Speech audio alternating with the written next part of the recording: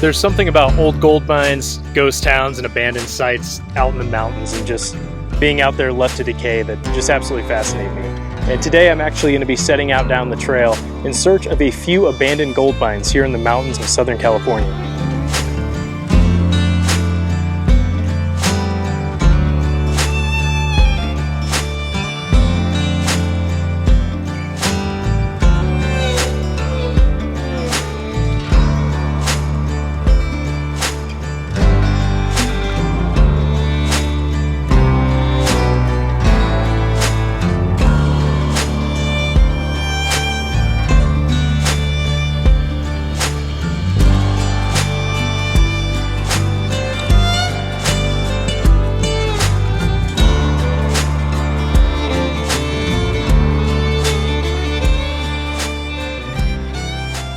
So much of this trail kind of follows along on the ledge here and skirts around the edge of this mountain.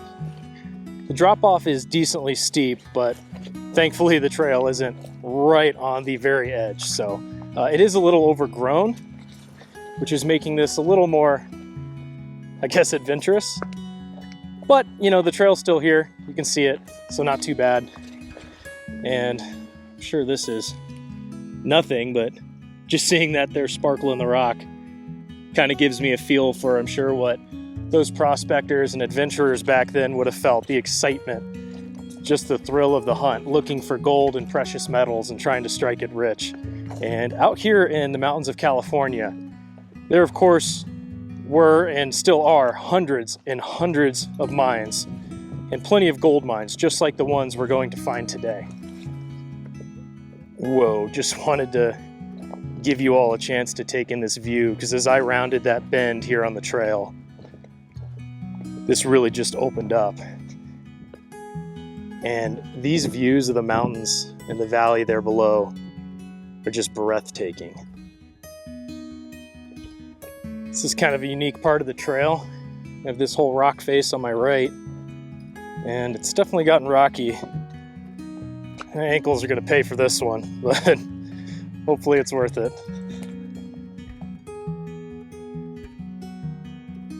As I continue down the trail, just want to touch on a little bit of the history of this pathway in particular. So this is known as the Old Banner Toll Road, and this pathway connects the small town of Banner, which is sort of up ahead and down below, to the mountain town of Julian, which is behind me.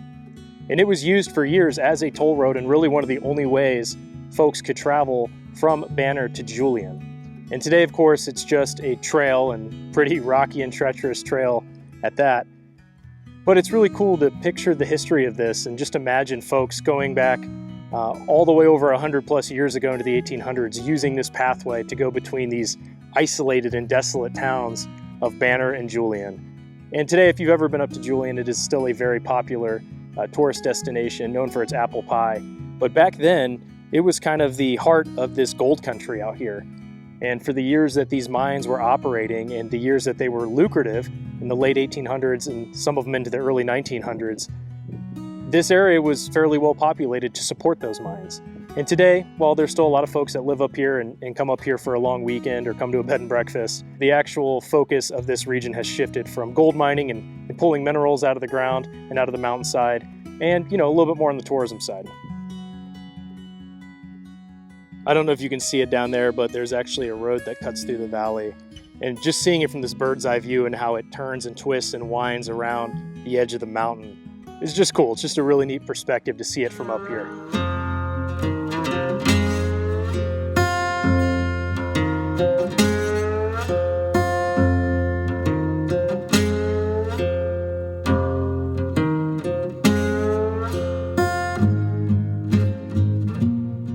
All right, it looks like we've come upon our first site here on the trail.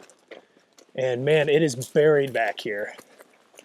This is often labeled as the cave, and it is the entrance, I believe, to an old gold mine. And that does not look safe at all. You know, it's funny, I've actually seen videos of folks climbing under there, but for safety reasons, there is zero chance I'm climbing in this one. But I will stick my arm in and see if we're able to see down any of the pathways there, if there even is one.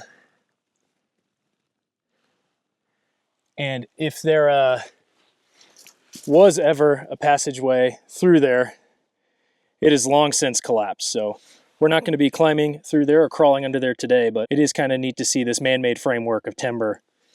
And I'm not sure how big or how deep this cave ever went, right here in the side of this mountain face. But yeah, pretty cool to see, but definitely not going to be climbing through there. Okay, I'm continuing on to the next abandoned gold mine, but the trail kind of opened up into this clearing, so I thought I'd take a moment to stop, catch my breath, and take in these views again. I swear, it's like every time I turn a corner on this trail, the views get more and more spectacular. I don't know how well you can see that there down on the side of the mountain, but there is an old structure associated with the mine that's still standing, and that's ultimately where we're heading down there to get to the Warlock mine. Okay, I'm winding down the side of the mountain now towards the gold mine, and I'm starting to see a lot of rusted metal, which means we're definitely getting close.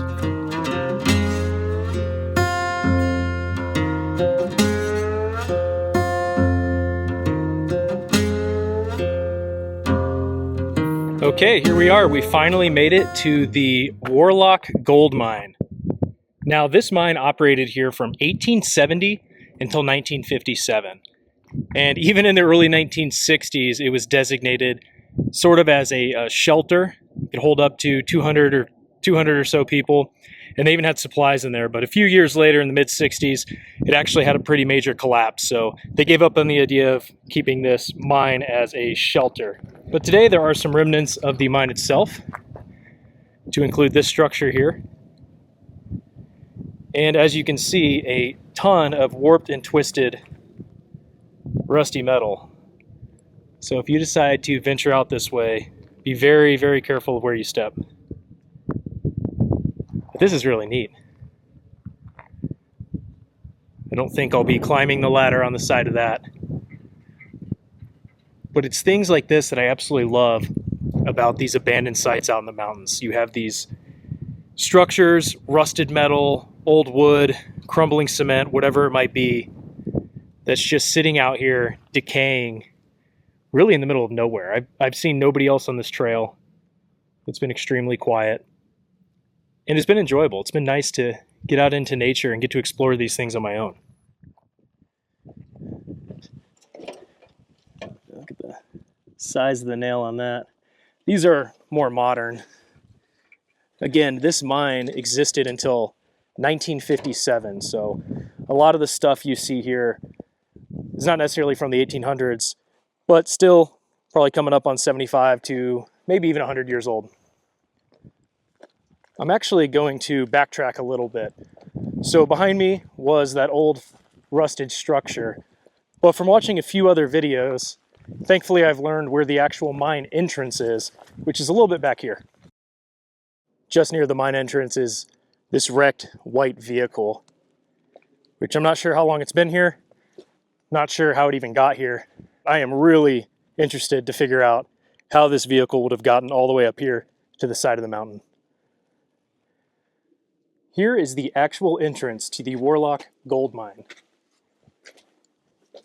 Again, this has virtually been abandoned since the mid-1960s.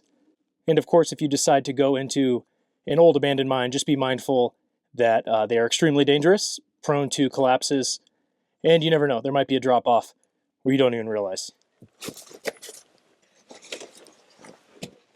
All right. So I am going to climb a little bit in here just so you all can get an idea of what it looks like, but I'm not going to be spending a lot of time in here for obvious reasons. Not sure what all this metal was. It looks like part of piping at one point. And man, this just goes back. And you can see a lot of loose rock where some things may have collapsed.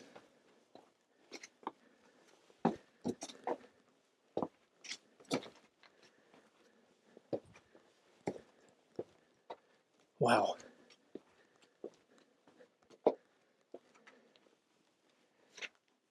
Yeah, this just continues on straight back. Just go a little bit further here.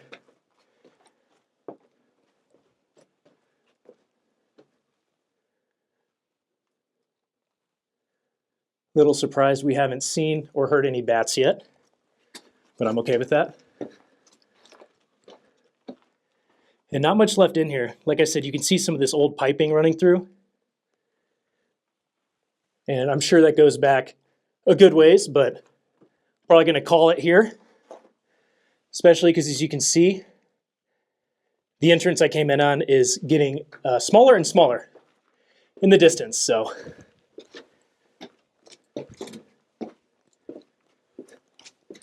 I'll tell you what, though, that is really fascinating. And just seeing how it's all carved out. A lot of this presumably from the 1870s. And again, it was an active mine for 87 years, so that's kind of cool.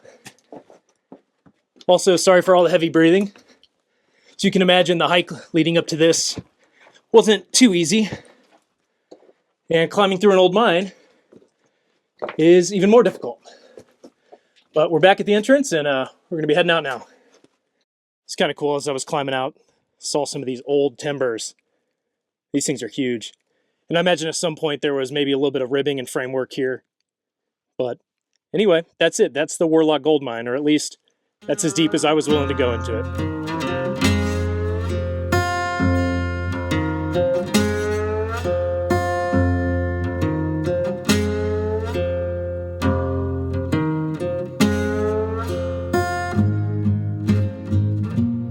A word of wisdom to anyone who wants to do this hike: the way back is virtually all uphill, which really sucks. But you can pause along the way and take in these awesome views. Woo-wee!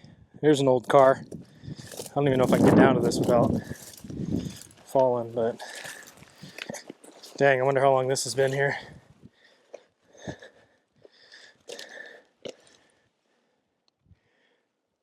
This is definitely an older vehicle.